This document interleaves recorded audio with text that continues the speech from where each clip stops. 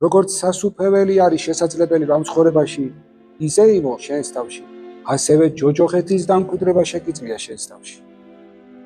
და ჯოჯოხეთს ვინ განიცდის ყველაზე მეტად? ვისაც მადლი ჰქონდა და დაკარგა.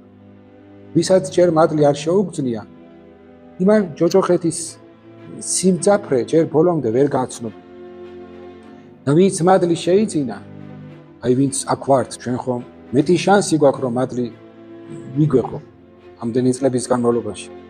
და თუ როცა ვკარგავთ ამ მადლს, აი მაშინ ჯოჯოხეთს განვიცით ჩვენს თავში.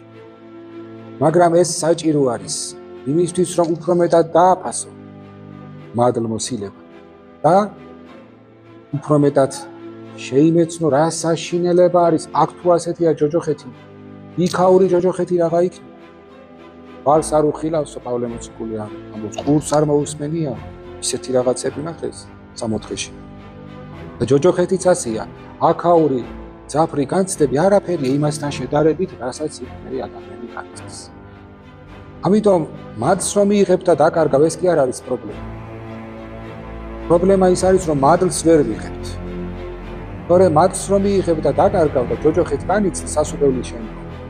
რა თქმა უნდა აღარ გინდა ის ჯოჯოხეთი და ისევ ის სასუფეველი გინდა და იბრძვი რომ დაბრუნდე იმ სასუფეველში.